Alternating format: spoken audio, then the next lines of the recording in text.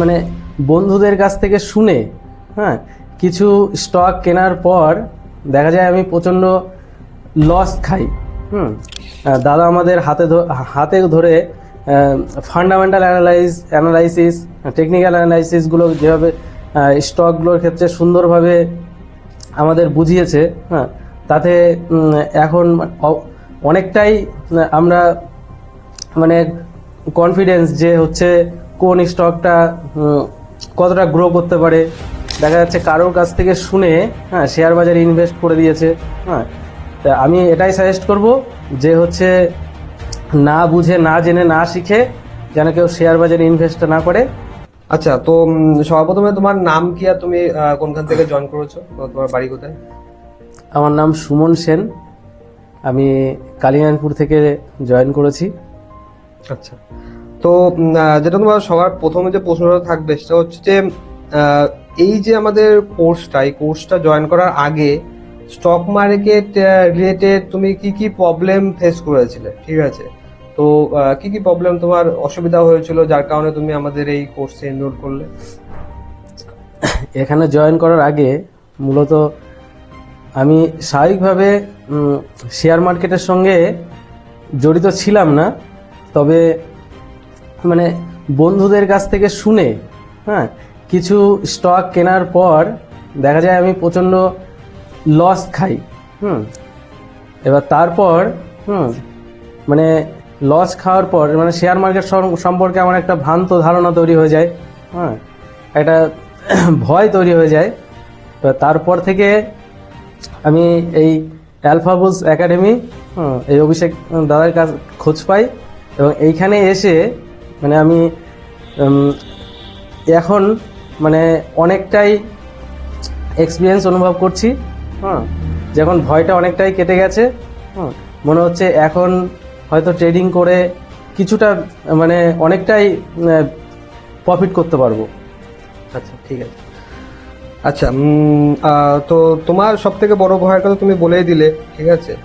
আর ঠিক কি কি কারণের জন্য তুমি আমাদের এই অফলাইনে প্রফেশনাল ট্রেডার মেন্টরশিপ প্রোগ্রামের যে 4 মাসের যে কোর্স, সেটা তুমি কি কারণের জন্য সিদ্ধান্ত নিলে? আমাদের ডেমো ক্লাস দেখার পর তোমার কি কি মনে হয়েছিল যে আমাদের এখান থেকে বেসিক্যালি কোর্স করাটা উচিত, ঠিক আছে?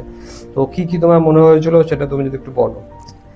এবার যেহেতু কোনো কিছু না জেনে হ্যাঁ শেয়ার মার্কেট সম্পর্কে ট্রেডিং করেছি, হ্যাঁ যেহেতু লস খেয়েছি, হ্যাঁ এবার ডেমো ক্লাস করার পরে এবার দাদার সঙ্গে কথা বলার পর মানে শেয়ার মার্কেট সম্পর্কে কিছুটা জানার পর এবার দেখেছি যে অফলাইনে দাদার কাছ থেকে ফেস টু ফেস ক্লাসটা করলে মানে শেয়ার মার্কেটটা সম্পর্কে মানে খুব সুন্দরভাবে জানতে পারবো এবং দাদার কাছ থেকে সেটা জেনেছি। মানে এখন এই জানার পর মানে অনেকটাই কনফিডেন্স বিল্ড আপ হয়েছে। আচ্ছা, ঠিক আছে।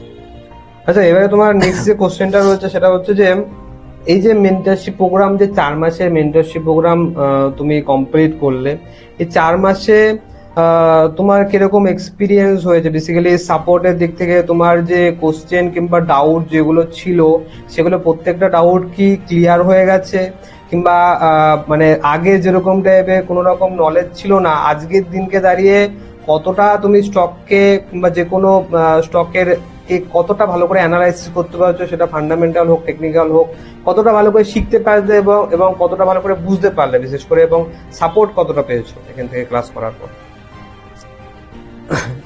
এখানে অফলাইন ক্লাস জয়েন করার পর থেকেই মানে প্রতিটা স্টেপ বাই স্টেপ প্রতিটা ক্লাসের মধ্যে দিয়ে যেমন দাদা আমাদের হাতে ধরে ফান্ডামেন্টাল অ্যানালাইসিস টেকনিক্যাল অ্যানালাইসিসগুলো যেভাবে স্টকগুলোর ক্ষেত্রে সুন্দরভাবে আমাদের বুঝিয়েছে, তাতে এখন অনেকটাই আমরা মানে কনফিডেন্স যে হচ্ছে কোন স্টকটা কতটা গ্রো করতে পারে।